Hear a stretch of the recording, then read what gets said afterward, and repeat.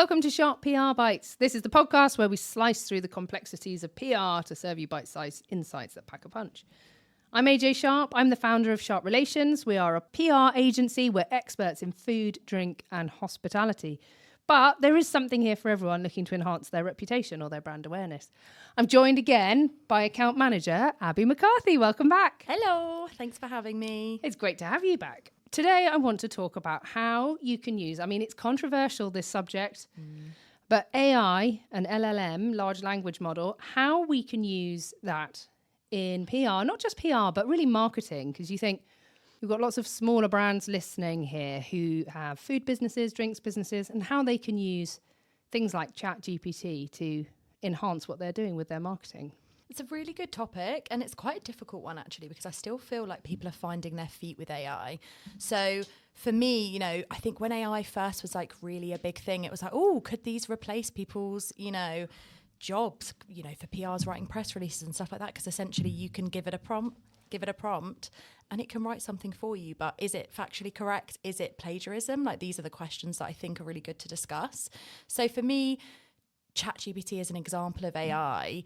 It's a really good tool when you know how to use it. I've seen a lot of cheat sheets recently, which are how to give it a prompt. So if you're stuck on an idea, we're frequently coming up with creative ideas. Our brains are probably a bit burnt out from it. So I have these ideas for a social media caption, but I need a bit of a prompt. I just need a starting point as opposed to writing the caption for me. You can approach ChatGPT and act as a PR expert, act as a social expert, give me ideas for X, Y, and Z. That's super useful. But I think what people need to realize is you can't copy and paste from ChatGPT. You have to really, it's almost like someone that you're briefing and mentoring to get what you need. I agree with you. The way I use it is it's very much a feedback, a to and fro. So I'll say, can you give me some ideas for whatever it may be? Give me some ideas for blog posts. And it'll come up with some ideas. And you're like, okay, so 2 of those ideas I think are really good. Give me a draft. And the bit where I think we add the value is you look at the draft and you're like, it's made 4 points in this draft and 2 of them are right and 2 of them are utter nonsense and actually completely contradict each other or something like that. And I think, like anything, the beauty is in the editing.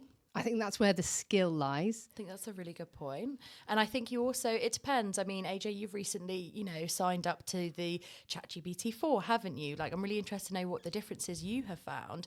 But for me, the basic version without paying, you're very limited to what you're going to get back. Definitely ideas, definitely a bit of inspiration and a kickstart if you're a bit frozen and, you've been looking at this for however many hours and you're just like, right, what can we do next? I think it's really good to help with your editing.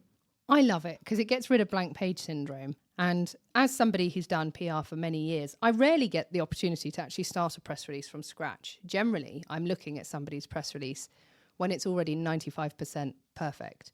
And I'm making a couple of comments or maybe tying it into a topic that's just hit the press hours before. I'm not starting it from the beginning. And I've found that as a result of that, my editing skills are probably much better than my writing from scratch skills.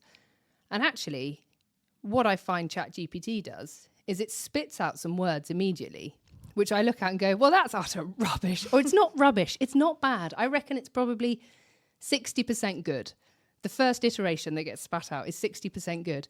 But you can continue to give it prompts. Like, yeah, okay, fine. You've written it in the wrong tense and you've written it in US English. So rewrite in UK English, rewrite in the second person. Write this more formally or write this with more consumer fluffiness to it.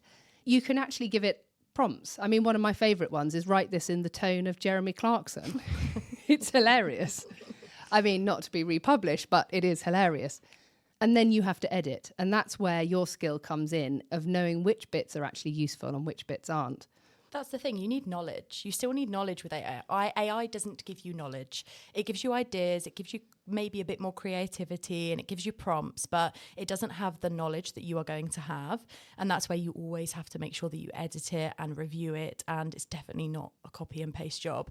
And use it as a form of almost like project management. You're kind of project managing ChatGPT to get what you want from it, but it's not going to be exactly because you're still going to have to put your tweaks, you're still going to have to put your flair, And it's never going to be able to do what a human does, really, is it? Definitely not. However, I mean, it made me giggle. I saw on LinkedIn the other day, there was a design company or a design freelancer or something had put up a post saying, AI design is going to take all our jobs. Oh, no, wait, this still requires the client to accurately describe what they want in the first place. We're fine. And it just made me laugh because I thought, actually, that is exactly the same thing that we're finding. Ours is obviously a creativity of words rather than of pictures, although the two overlap at times.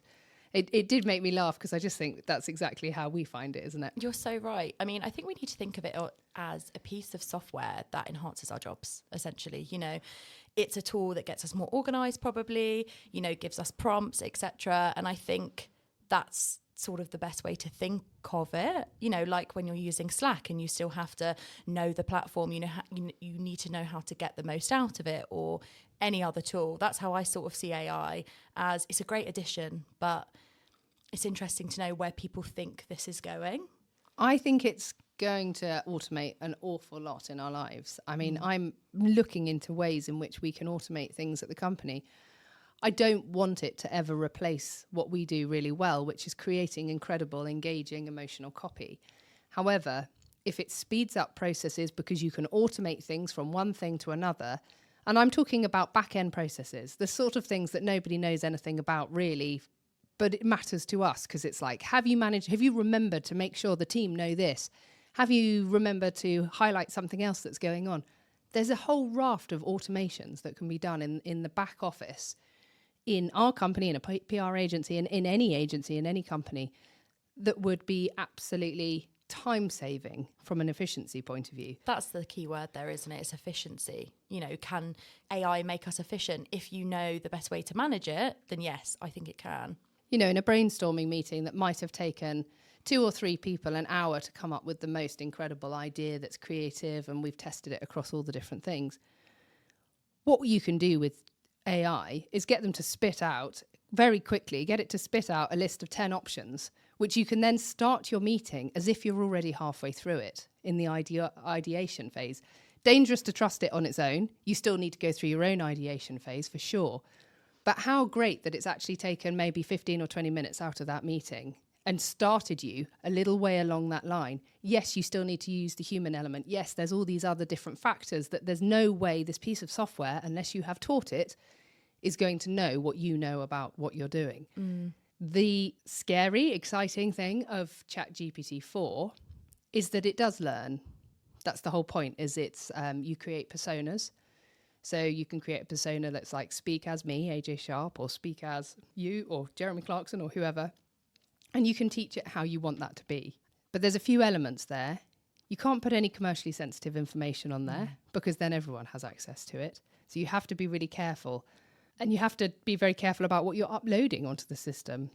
I mean, what it also offers, so you can create personas. That's really interesting. I mean, one of the things that someone suggested the other day was act as a business coach and help me decide between this supplier option or this supplier option. Ask me questions to help me decide which is the correct supplier to use. And you literally go through giving it the pros and cons of the 2 different suppliers, and it will just AI the answer. And whether or not you go with what it decides, being given an answer on something like that will tell you how you really feel about it, which is quite useful anyway. Absolutely. Key for people that need to make a decision and are really unsure, and the pros and cons are so similar. Yeah, absolutely. I mean, there was another example someone had of, in ChatGPT-4, there are loads of different programs that you can link it with. So you could link it with Canva, for example, the design program, and you can then pull assets from Canva to create things. It's not perfect. Every now and then I put in prompts and it just goes, I can't do that. I don't know how to do that. But I'm learning how to use it, and we're learning how to be efficient with it. But there was an example on a business course that I'm doing where somebody was having to take kind of like paper orders from the office, and they were being emailed downstairs, but then they needed to be printed so that the order could then be fulfilled.